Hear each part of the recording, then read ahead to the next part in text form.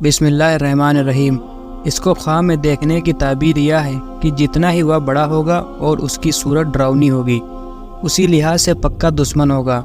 اگر کسی نے یہ دیکھا کہ وہاں سانپ سے لڑ رہا ہے تو اس کی تعبیر یہ ہوگی کہ وہ کسی دشمن سے لڑ رہا ہے، اور اگر یہ دیکھا کہ وہ سانپ پر غالب آ گیا تو اس کی تعبیر یہ ہے کہ وہ دشمن پر غالب ہوگا، اور اگر یہ دیکھا کہ اس پر سانپ غالب آ گیا تو اس کی تعبیر یہ ہوگی کہ دشمن اس پر غالب آ جائے گا۔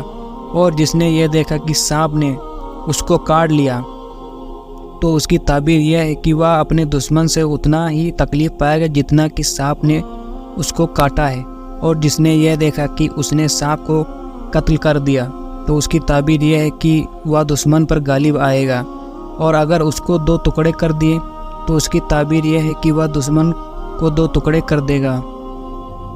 اور اگر کسی نے خواب میں یہ دیکھا کہ وہ سانپ سے ڈر رہا ہے اور سانپ اس کو نہیں دکھائی پڑتا تو اس کی تعبیر یہ ہے کہ اس کو اس کے دشمن سے امن ملے گا۔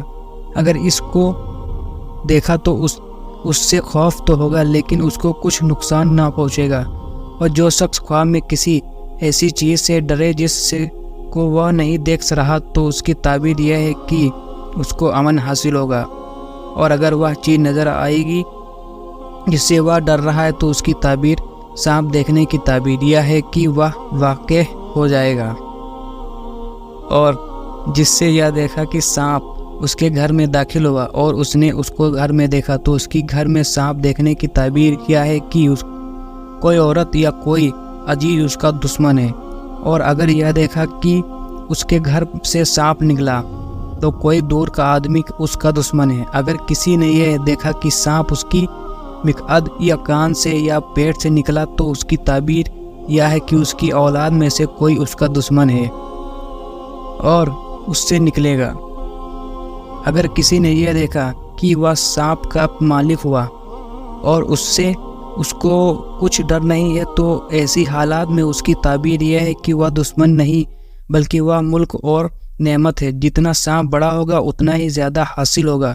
اور اگر سانپ کالا ہے تو اس کی کالا سانپ دیکھنے کی تعبیر یہ ہے کہ وہ فوز کی کمان کرے گا۔